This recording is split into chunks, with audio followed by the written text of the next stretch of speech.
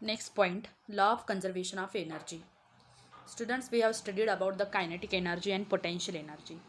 So what is kinetic energy? The energy possessed by body due to its motion known as kinetic energy. While potential energy is the energy possessed by any object due to its position or state known as potential energy. So here we again discuss about the transformation of energy. One energy is transformed into the another form.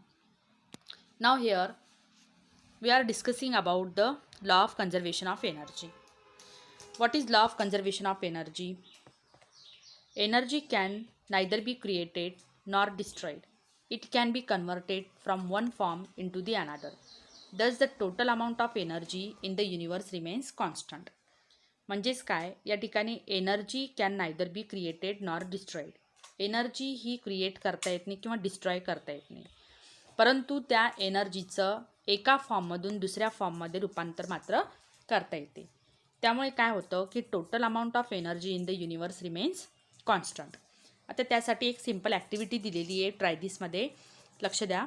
Make 2 pendulums of the same length with the help of thread and 2 nuts. tie another thread in the horizontal position.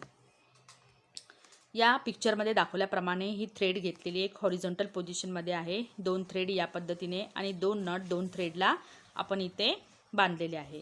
And we have to या पद्धतीने आपल्याला तो setup करायचा आहे. These 2 hanging nuts are present. We are keeping apart from each other. That means they are not close to one another.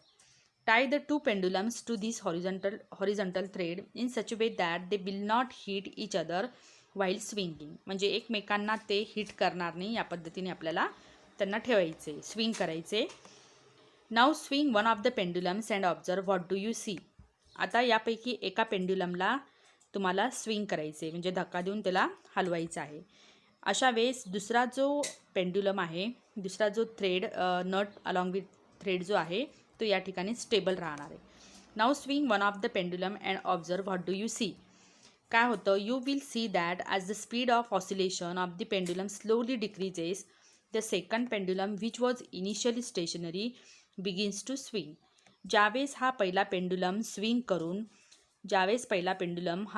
करून stable होतो, त्यावेळेस slowly त्याची स्पीड ही डिक्रीज होण्यासाठी सुरुवात होते. त्यावेळेस दुसरा पेंड्युलम हा स्पीड घेतो, म्हणजे तो सुद्धा स्विंग होण्यासाठी सुरुवात करतो. Thus one pendulum transfer its energy to the other. यावरनं आपण असं म्हणू शकतो की हा पेंड्युलम जो आहे त्याची एनर्जी या दुसऱ्या पेंड्युलममध्ये ट्रान्सफर करतो, so that the another pendulum start to swing here.